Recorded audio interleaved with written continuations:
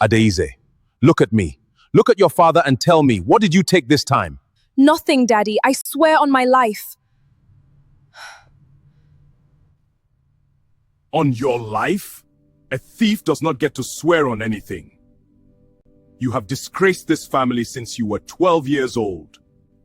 Everyone in Lekki knows my daughter's hands do not stay still.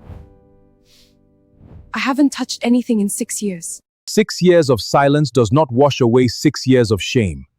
You will sit down, you will smile at my guest tonight, and you will act like the daughter I raised. And you will not embarrass me. Do you understand? Yes, Daddy.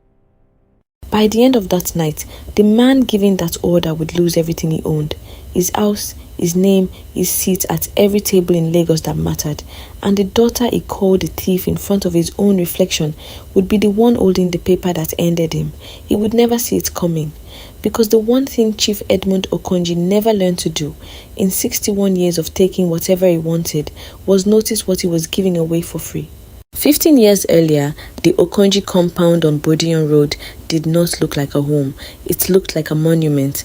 White marble stairs, a fountain that ran even during load shedding, a gate with 2 dedicated security men whose only job was to keep out anyone who looked like they needed something.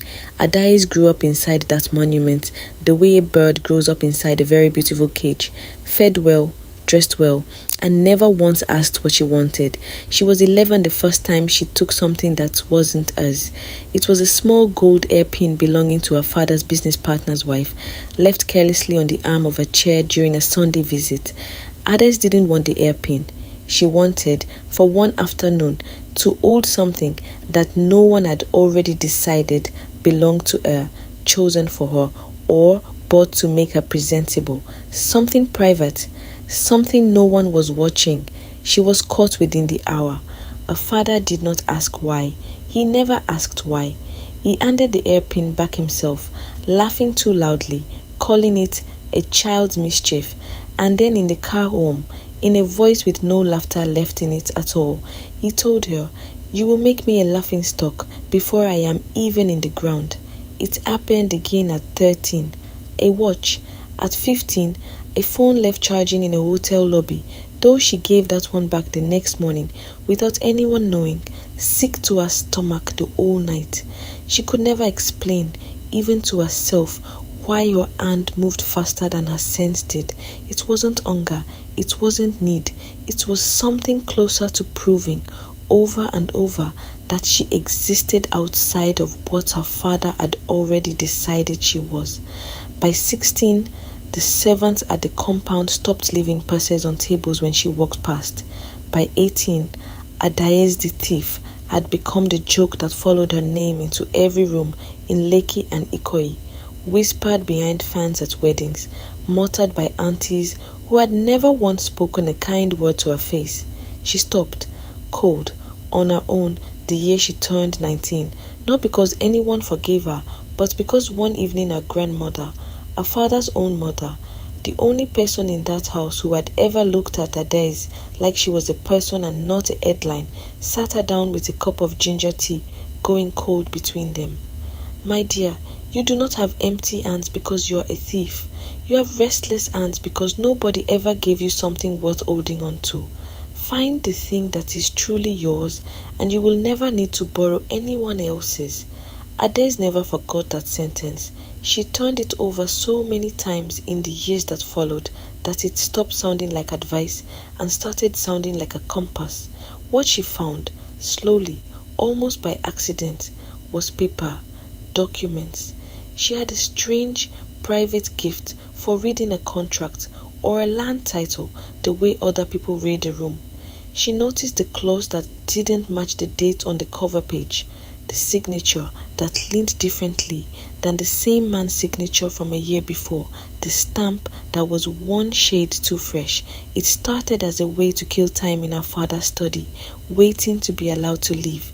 It became, without her quite noticing, the sharpest set of eyes in that entire family.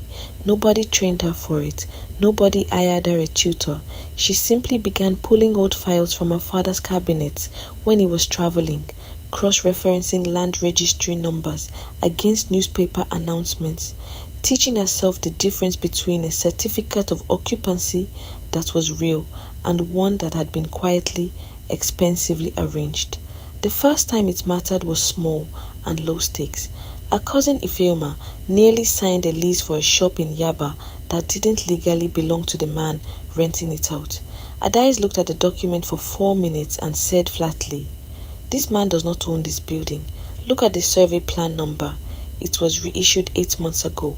Somebody is renting you air." Ifeoma didn't sign. Nobody in the family thanked Adais for it. Nobody even mentioned it again. But Adais remembered, quietly, that for 4 minutes, our hands had held something worth holding, something true. A person is like a market. You only see what they put out on display. Lagos society had decided years ago exactly what Adais Okonji was selling. None of them ever thought to check what she'd been building in the back room.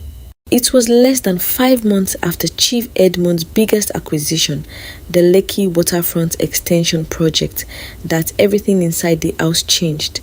Money moved faster than anyone could question it. Contractors came and went, and Chief Edmund needed something he had never openly needed from his daughter before. Someone he could trust with the part of his business that couldn't survive daylight. He called her into his study one evening, poured her a glass of wine she didn't ask for, and said the word that would define the next year of her life. "Chief Edmund, Adais, you are the only one in this family with the mind sharp enough for numbers and papers. Not your brother, not your uncles, you. I need family I can trust completely, not staff, not lawyers who talk. Family." He let the word sit there. Family, not employee, not accomplice. Family, as if the word itself were a safety, a guarantee that whatever she was about to help him do could not possibly be wrong because it was being done for the people who shared her blood. "Chief Edmund, there is a small piece of paperwork on the Ikoyi widow's property, the Adeyemi woman, near the Old Creek Road. Some confusion about the original title. I need you to help me clean it up, quietly. This stays inside these walls." Adais felt something tighten in her chest the moment he said widow. She had grown up reading documents, and something about the way he said clean it up, soft, rehearsed, already justified before she'd asked a single question, sat wrong in her stomach. She almost said no. She almost asked to see the original file before agreeing to anything. But then she thought of her own name. Thief still whispered at every gathering, no matter how many years passed. And she thought that if she refused, if she made herself difficult now, she would once again be the disappointing daughter, the embarrassment, the one who couldn't be trusted with anything important. For the first time in her life, her father was calling her useful instead of shameful. She wanted, badly, to be someone he needed, rather than someone he merely tolerated. So she told herself it was probably nothing. Old paperwork, a technicality, a mistake made by some clerk years ago that her father was simply correcting. She signed where he asked her to sign, on documents she did not read closely enough, telling herself that family does not lie to family. It was the only time in her life her sharp eyes failed her on purpose. The widow's name was Mrs. Grace Adeyemi. Her late husband, a retired civil engineer, had left her and their son Daniel one modest but fully paid for bungalow near the Creek Road in Ikoyi, the only asset in a marriage of 31 years that had not been swallowed by hospital bills before he died. Chief Edmund's people arrived first, not with threats, but with paper, a boundary correction survey, officially stamped, that quietly redrew the property's registered lines to fold Mrs. Adeyemi's plot into a larger parcel Chief Edmund had already purchased next door. Adaizi's own signature sat on the internal transfer memo, tucked between two other names, never explained to her as anything more than routine family business paperwork. Mrs. Adeyemi received a letter she didn't understand, written in language designed not to be understood, informing her that her certificate of occupancy had been superseded by a corrected registration. She took the letter to 3 different lawyers. 2 told her they couldn't take the case against a name like Okonji. The third simply stopped returning her calls after the second week. 6 weeks later, at a charity gala Chief Edmund hosted for his own foundation, a foundation whose name obscenely contained the word community, Mrs. Adeyemi came to the gate, not to make a scene, just to ask quietly for 5 minutes of his time. Chief Edmund had her turned away at the gate in front of 40 arriving guests, and when one of his business partners asked who she was, he laughed and said, loud enough for the woman herself to still hear him through the fence, "Some mad woman. These people think if you cry loud enough in this town, land falls out of the sky into your lap." Adeze was standing 4 feet away, holding a canapé tray for her father's guests. She heard it. She watched Mrs. Adeyemi's face, not angry, just tired in a way that looked older than her years. And she felt something she recognized instantly and hated recognizing. The exact shame of being publicly reduced to a name, a joke, a rumor that had followed her through every wedding and dinner party of her own life. 3 months after the correction, bulldozers arrived at the Creek Road bungalow at 6 in the morning with the court order. Chief Edmund's lawyers had rushed through a judge he golfed with twice a month. Mrs. Adeyemi and her 17-year-old son Daniel were given 4 hours to remove what they could carry. Neighbors watched from their gates, filming on their phones, saying nothing, doing nothing, because nobody in that neighborhood said no to the Okonji name. By noon, Grace Adeyemi and her son were standing on the roadside with 2 suitcases and a mattress, waiting for a cousin in Mushin to answer his phone. Adeze did not see the demolition. She heard about it from Chidinma, a family driver's daughter who cleaned for Mrs. Adeyemi twice a week and had grown up quietly, adjacent to Adeze's own childhood. 2 girls the wealthy families never noticed talking to each other by the back gate. Either they pulled the woman's house down this morning, her and her son on the road with nothing. Did you know? Everybody is saying your father's people did the paperwork for it months ago. That's not possible. That was old paperwork, boundary correction. My father told me. I have a photo. Look. Chidinma held out her phone, a photo Daniel had taken and sent around the neighborhood group chat in fury. Mrs. Adeyemi sitting on a suitcase on the roadside, the bungalow reduced to rubble behind her, and clipped to the same message, a photo of the actual transfer memo Daniel had managed to obtain from a sympathetic clerk. Adaize recognized her own signature on it instantly, not a boundary correction, a full property transfer, backdated, her name listed as a co-signing family witness on a document that stripped a widow and her son of the only thing their father had left them. Adaize's hand, holding her own phone, went completely still, and then, without meaning to, without a single word, she dropped the porcelain teacup she'd been holding since Chidinma arrived. It shattered on the marble floor of the very compound, built partly on Mrs. Adeyemi's land. She didn't cry. She didn't shout. She simply stood there looking at the pieces, feeling, for the first time in her adult life, exactly like the 12-year-old girl who'd been called a thief for taking a hairpin she never even wanted. That night, Adeze confronted her father in his study. The same room, the same wine, the same word. You told me it was a boundary correction. It was business, Adeze. You signed it. You are as much a part of this as I am now. You put a widow and a child on the street, and you put your name on the paper that helped me do it. So unless you want your name in every newspaper as the thief who finally stole a whole house instead of a hairpin, I suggest you go upstairs and you keep this family's business inside this family. He said it flatly, almost bored, already certain of what she was.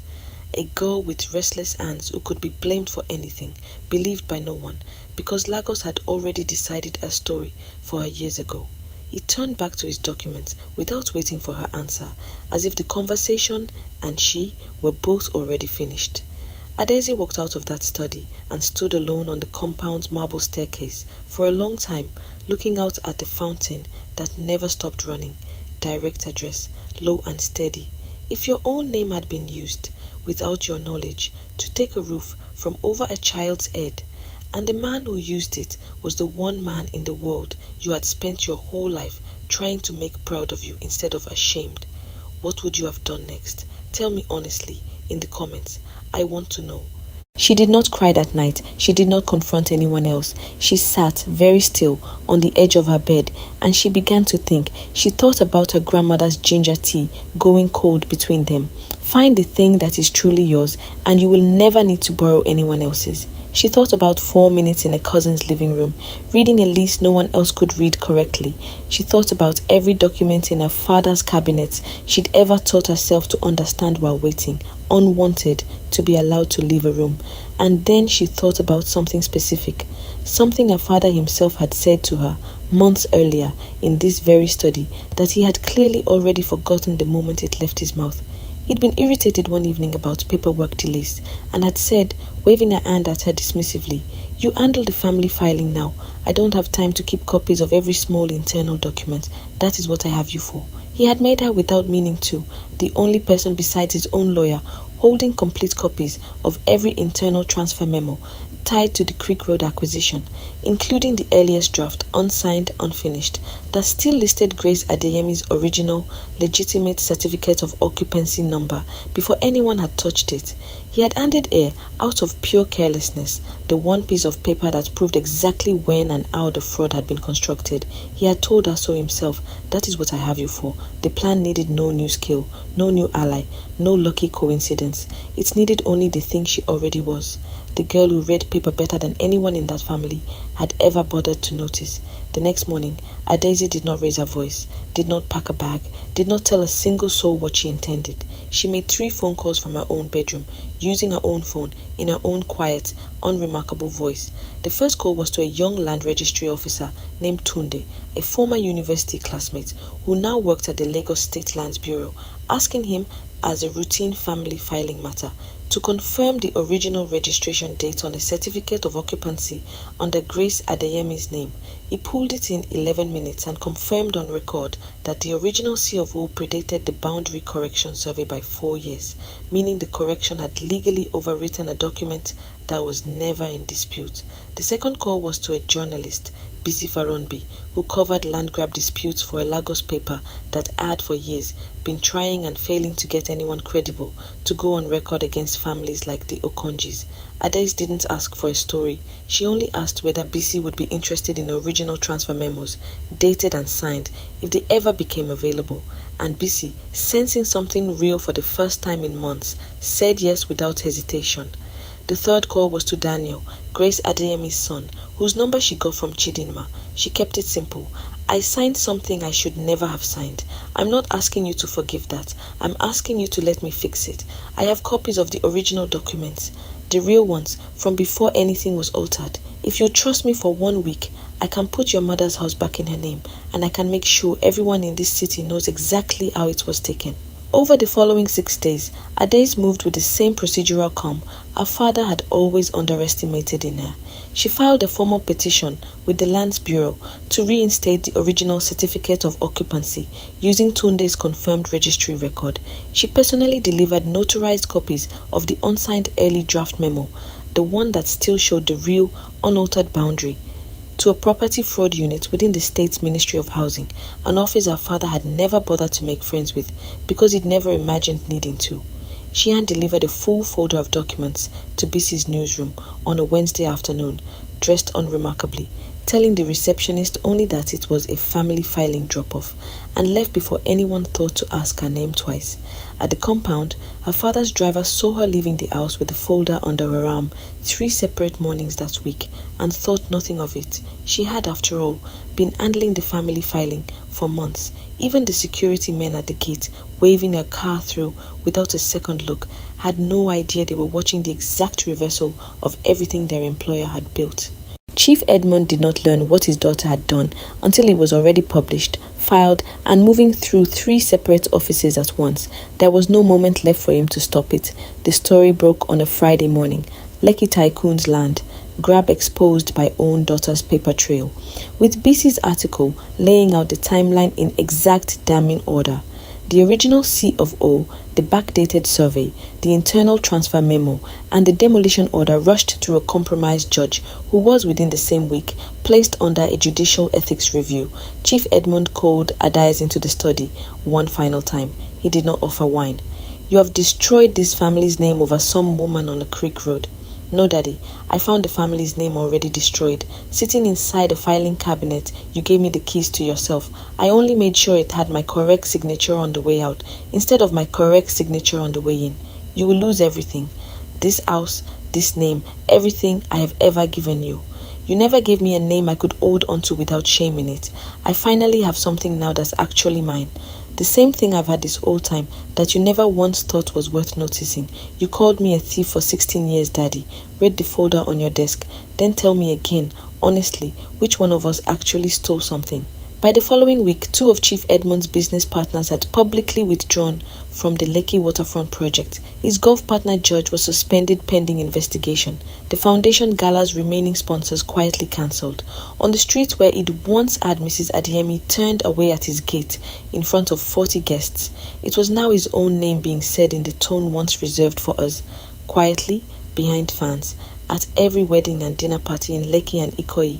The man who built a marble compound on land partly taken from a widow ended that season, standing in a nearly empty study, his name stripped from the very foundation he once hosted his community gala under, while 3 miles away, on the creek road, a bulldozer this time cleared rubble to make way for a rebuild, a modest bungalow, returning, plot by plot, into Grace Adeyemi's name. 8 months later, Adays did not stay in the compound.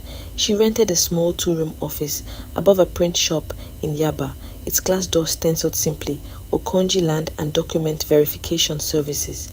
Word moved fast in a city that runs on land disputes. She had within months become the person families like the Adeyemis called first, the woman who could read a certificate of occupancy the way other people read a face and tell you in 4 minutes whether you were being sold there. Grace Adeyemi's rebuilt bungalow stood finished by the 6th month, her name restored on the title, her son Daniel back in his old school on the Creek Road, close enough that Adaisy still stopped by some evenings, uninvited but always welcomed for tea. Her grandmother, frail now but sharp-eyed as ever, visited the little office once, running her fingers along the stenciled glass door, and said only, "You found the thing that is truly yours, and you never needed to borrow anyone else's again." Smiling, quiet, "You told me so, all those years ago, over cold tea." On the last evening of this story, Adaez arrived at her small office before sunrise, the way she did most mornings now. She unlocked the glass door herself, her own key, her own name stenciled above it, no gatesmen, no compound, no father's permission required, and stepped inside to begin the day's work, in a room that, for the first time in her entire life, actually belonged to her. Thank you so much for watching, and please don't forget to subscribe to African Folktale by Zoya. Turn on the notification so when I post more interesting stories, you will be the first to get them. I really appreciate you. I do not take your support for granted. Bye for now.